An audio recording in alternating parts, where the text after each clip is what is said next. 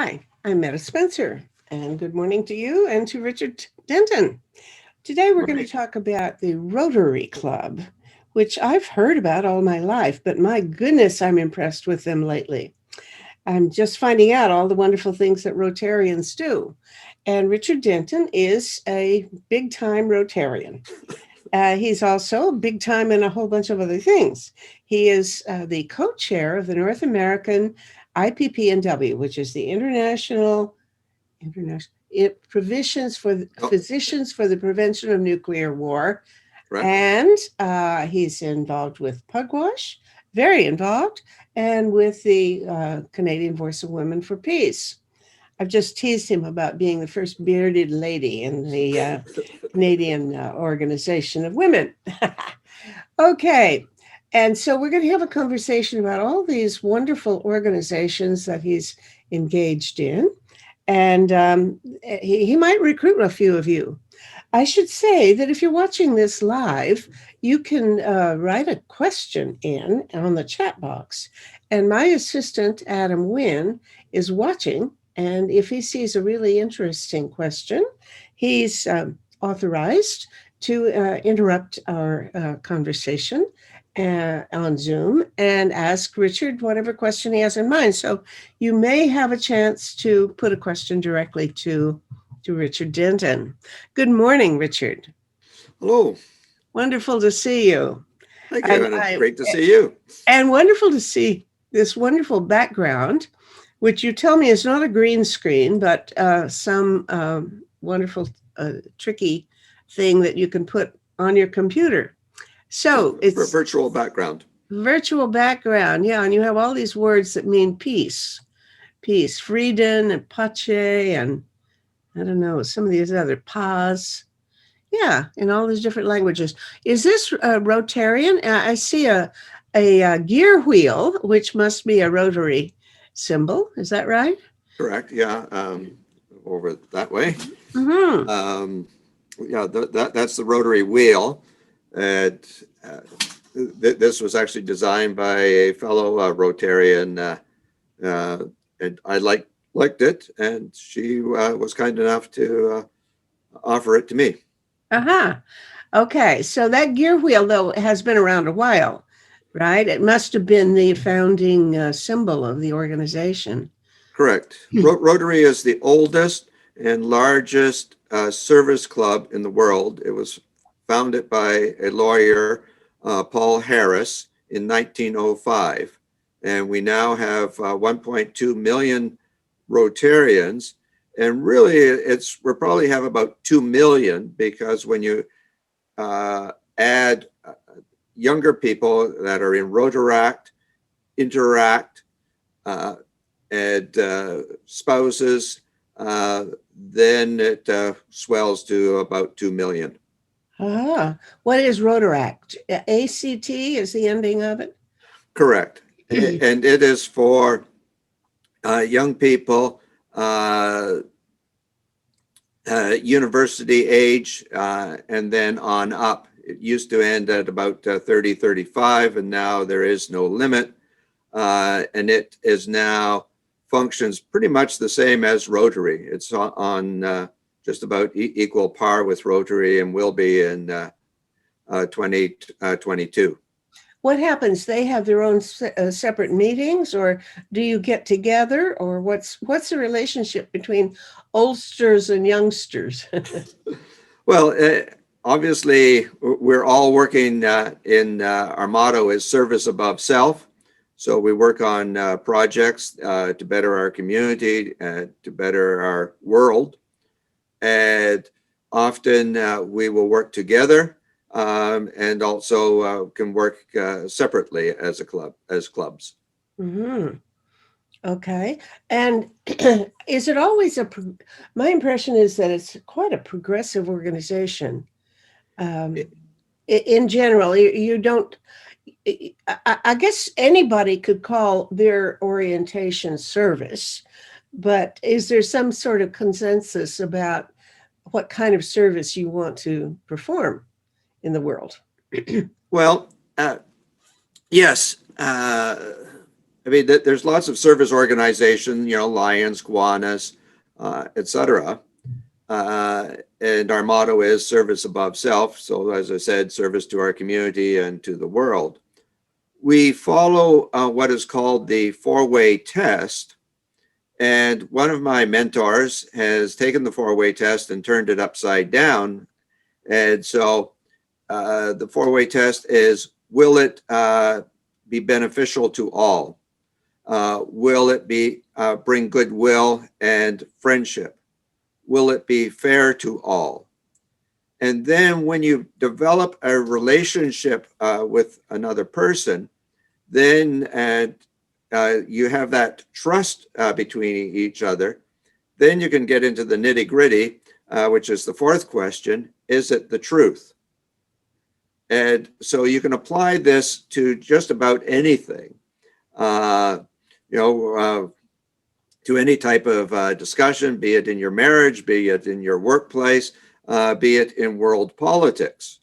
And we feel that, if there were more Rotarians in politics who applied the four-way test, the world would be a much better place. Mhm. How do Rotarians get along with other service clubs? Like Lions and Elks, and I don't know what all there are, but there are a number of other. I think of them back in the day when I was in high school. I used to be invited to give talks to the Lions Club lunches, and and I think they gave me couple of $100 for the university in the long run for me to go away to Berkeley. So I don't know that they were all that progressive, although uh, I didn't try to poke them and find out. Do all of these service clubs have a lot in common, or is there do you have strong cleavages between groups of service clubs? Well, certainly I would say there's no cleavages. I mean, we're all helping our own communities and to better the world. I think each club has their own niche. Uh, and so, here in Canada, you hear of the Kiwanis Music Festival, and they put that on. Mhm. Uh, Rotary has historically been a men's club, old gray-haired Yeah. men who were the top of their businesses and professions. And you want it, even back in 1905, they looked for diversity so that you would not have two doctors in a club. You would just have one, and you would try to have representatives from a variety of professions. Now, of course, what happened then was that, I'm a family physician, but you could have a surgeon, you could have a pathologist, you could have Mm. uh, any other type of doctor in sort of subcategories. So that's how they used to get around it. So it would the idea is to prevent competition. Two doctors trying to steal each other's practice. Is that was that the original I notion? would say actually no. The idea was to certainly network. Uh, Mhm. so different business people would network together. And we often have sort of the joke that you're an outstanding Rotarian.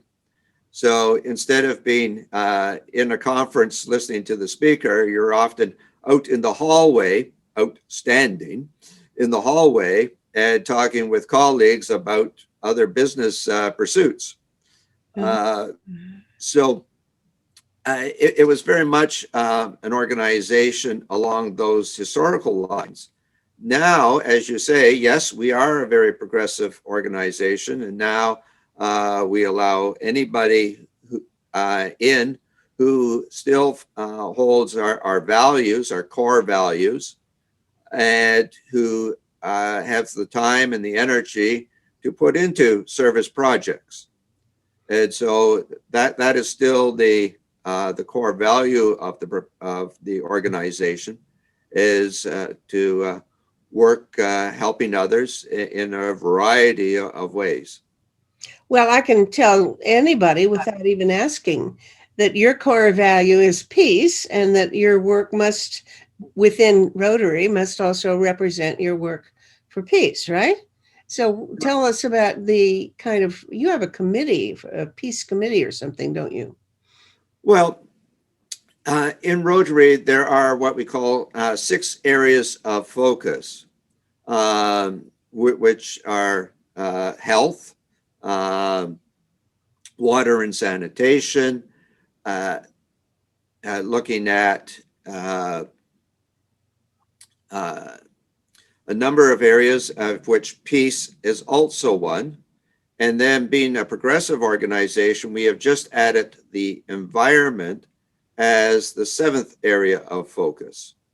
So we're now looking at climate change and how to address that. Mm-hmm. But the major project that Rotary has been involved in, of course, is Polio Plus.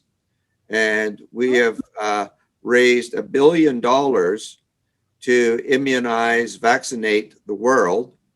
And the Bill Gates and Melinda Gates Foundation has matched that with another billion. And so we have almost eliminated polio, plus several other uh, illnesses in the world, Oh, such that now only Pakistan and Afghanistan are the only countries in the world that actually have live polio cases. uh-huh. Yeah, I was hearing about that a few years ago. And then was it after that that there was a real problem? I think wasn't it in Pakistan that the US government sent out really spies, I mean, local, disguised as vaccinator promoters, and this turned the public against them. Something stores.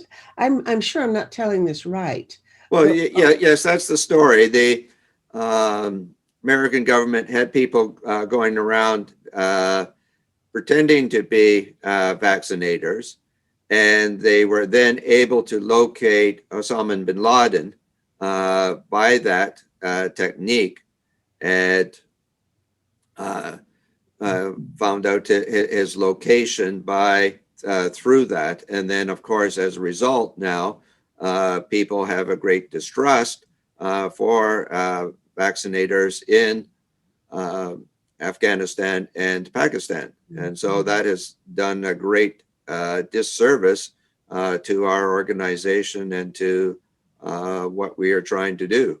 and to the cause of ending Polio, by all polio, means. yeah, sure. Well, is there a possibility, or have you considered, has Rotary considered mobilizing people to go out and administer COVID vaccines? Looks like now they're gearing up, at least in the US, and I'm sure that other countries as well. I don't know, I haven't seen that much for about Canada, but to take over stadiums and have people go to stadiums in, that kind of numbers to get their stuff jabbed in their arm. Could ordinary people, could I, for example, if I were able and interested, volunteer to give these vaccinations, or would it really require medical personnel to do it? Good question, Metta. Certainly, Rotary is using expertise in vaccinations. And because of our experience with polio, and we have the word polio plus, meaning that we also vaccinate for other diseases, the measles, mumps, rubella, uh, those sort of things. And so we are now doing just as you say, using that expertise to vaccinate against COVID-19. I So, presume there's no real trick to. In fact, I've myself done it.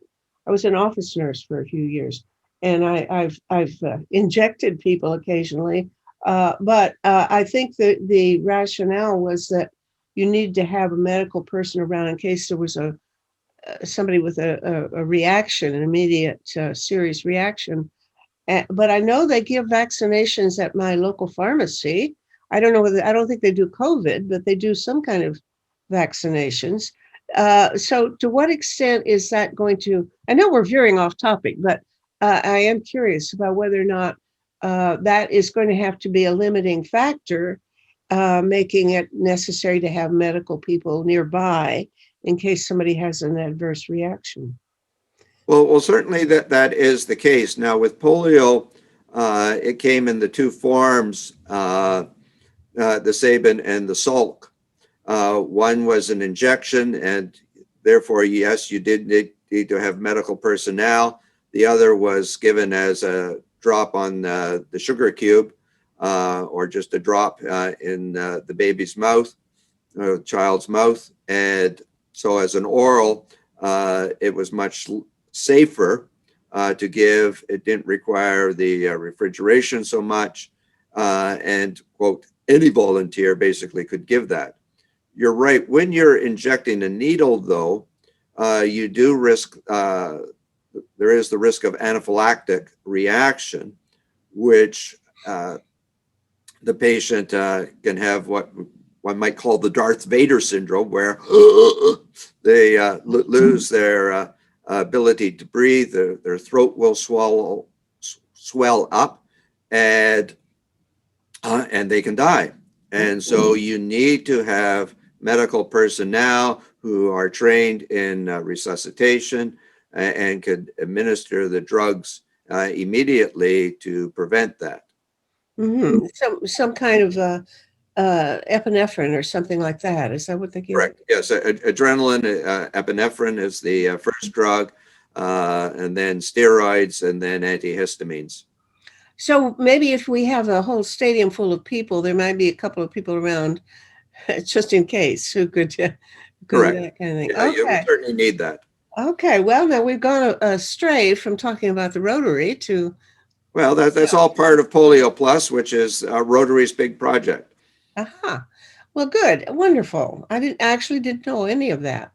But I know that you have this Rotary Peace Organization, which must be some sort of club within the club. Is that the general idea? Tell us about that. Well, we are individual Rotarians that are concerned about the risks of nuclear weapons. And I think, as we have seen this past week down in the United States, with the storming of the Capitol buildings, things can go wrong. And we have the president who has his sole authority to push the button. In his conversations there, to put it mildly, with the leader of North Korea, they were joking. Little Rocket Man, as he calls it. They weren't joking, unfortunately, but they were talking about who had the biggest button and whether it would work or not. And we've got 9 countries in the world who now have nuclear weapons. And so it is based on having a rational person who is in control. And this may not be the case. I mean, one can look at presidents of the United States. John F. Kennedy was in pain and on narcotics, which can affect your mental abilities. Ronald Reagan was suffering from Alzheimer's in his latest stages. You got Brezhnev, who may have been intoxicated at times. So those are some areas where you worry about. You obviously need safeguards. So the military is instructed, of course, not to do anything that is illegal, but at the same time, they need to follow the orders of their commander-in-chief, who is the president. So that is a concern. The other concern is certainly the risk of accidents and miscalculations. We've seen several movies, Command and Control. We've seen The Man Who Saved the World, about a Russian who thought that Russia was being attacked by nuclear weapons, but did not launch a counterattack until he had sort of, quote, visual proof or radar proof. Well, I think he didn't believe it. That's the thing. He was supposed to believe it because this was supposed to be the rock solid evidence, but in fact, he knew damn well it wasn't, and he used good sense. That's Correct. Stanislav Petrov. Yeah, Yeah.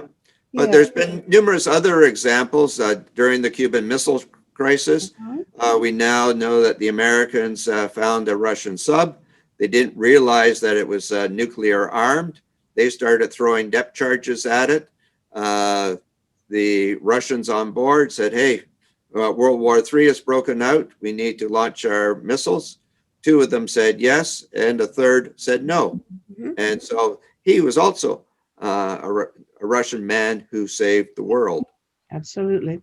Well, we're all in the business of saving the world. This is Project Save the World that we're on. Exactly. And you do as much as anybody I know in those regards. I have to really, really admire your commitment. I don't know anybody who's got more zeal for the kind of work that you do. Well, And you're my mentor. You're the one who's done this project on how to save the world and come up with your six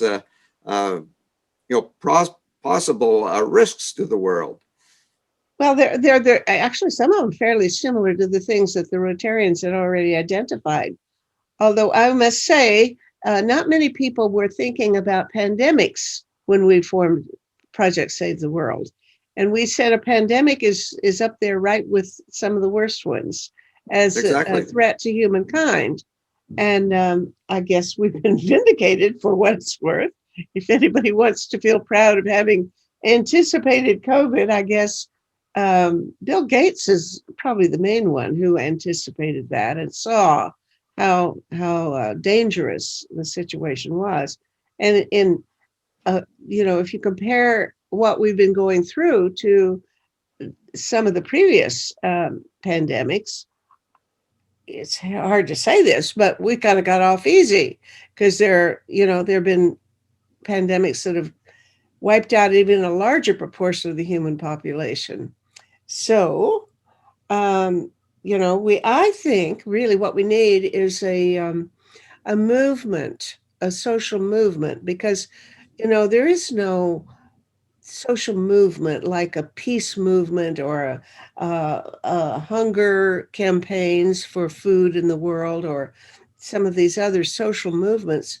There isn't anything for the general public to work on preventing pandemics. It seems to me that the people working against pandemics are all professional public health experts or epidemiologists or people in people who are paid to do medical work.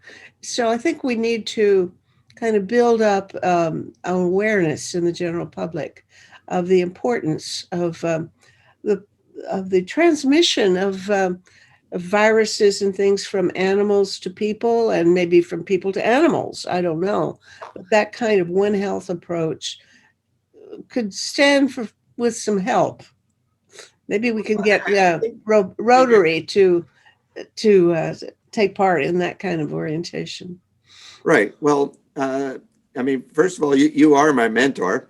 And Okay. certainly the How to Save the World looked at six risks. And I think what the pandemic has shown is that all of these risks are global problems. They transcend borders, and countries around the world uh, have not prepared for these catastrophes.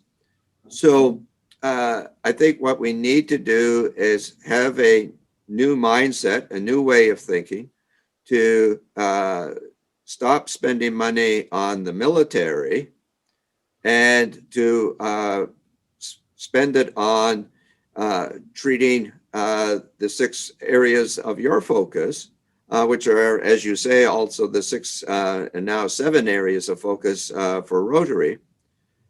In terms of health and infections and sanitation and water, And all of these then go together to create peace. And, you know, what we're finding now is that, you know, you can't vaccinate in Pakistan and Afghanistan if you don't have peace, if you don't have trust, if you cannot build up relationships with people. And so peace is, on the one hand, it's fundamental. And one of the things that Rotary is involved in now is the Institute for Economics and Peace that has come out with uh, what they call the 8 pillars of positive peace. We think of peace as a negative thing, the absence of violence, the absence of fear of violence. Mm-hmm. But this Australian Steve Killia founded this institute and came up with a global peace index, a way of measuring peace. And he looks at things like a well-functioning government, equitable distribution of resources, a free flow of information instead of the fake news and the propaganda that we have now. You know, having good relationships with our neighbors, you know, whereas and working cooperatively together, multilaterally, multi nations together. And I think this is where the United Nations could play a much larger role if it had been if it gets better funded. You could look at human levels or levels of human capital. You know, it would be much more important to fund scientists and science working on your 6 problems as opposed to modernizing nuclear weapons at a cost of $1 trillion plus dollars over the next 20 to 30 years. You know, there's the acceptance of human rights. You know, we've certainly seen this in this past year with, you know, Black Lives Matter. And here in Canada, we have systemic racism with our Indigenous people. You know, low levels of corruption is another area. And certainly, again, in the military, you know, if a hammer costs $3, but if you put military on it, it suddenly jumps to 20 or more dollars for the same hammer. And then, of course, sound business environment. So all of these things are all interrelated. And, you know, I think, as you say, Metta, there, yes, you know, back during the Cold War, we had a social movement against nuclear weapons. Now, the Greta Thunbergs and our young people, our interactors, high school people are now addressing the climate crisis. Down in the States, they're addressing gun violence. But all of these are interrelated. And what we need to do is to show that and to show how you can have desertification of land, which will dry up. People will then be forced into starvation. You'll have famine, which is one of your areas of focus again. People will then move, become refugees. We then, what do? We then give them arms and weapons. And then that creates more refugees who then try to flee the violence. And then Canada then looks to taking in the refugees. And I think this is the problem, is that we often don't look at the root of problems. And we just try to address them superficially, saying, okay, we'll take in the refugees, as opposed to saying, okay, why did this happen in the first place? It's the climate, and it's us selling arms. And I think the thing is, people often say, well, we just can only do so much. So let's pick one of these things and work on it.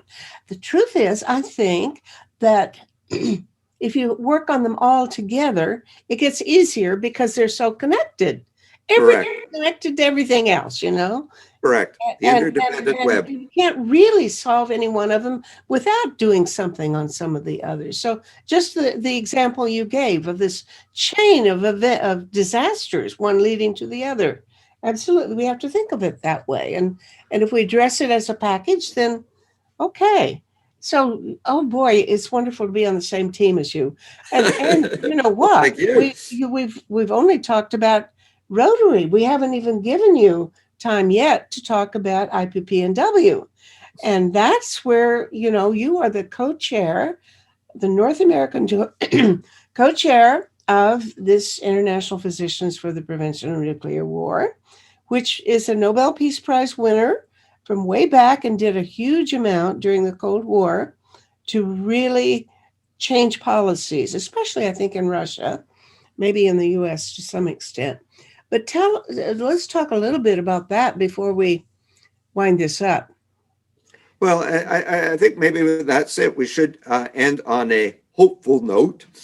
And this week, on Friday, the Treaty on the Prohibition of Nuclear Weapons comes into effect, and this will make nuclear weapons illegal. We've known that they've always been immoral, illogical, and insane, and now they are illegal as well.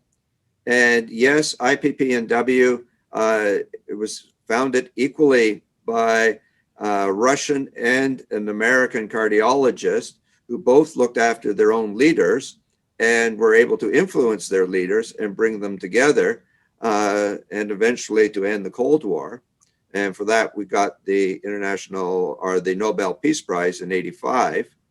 Now we formed the International Campaign Against Nuclear Weapons, ICAN, which got the Nobel Peace Prize in 2017. And it was largely supported by IPPNW too. You were kind of a It was founded by IPPNW.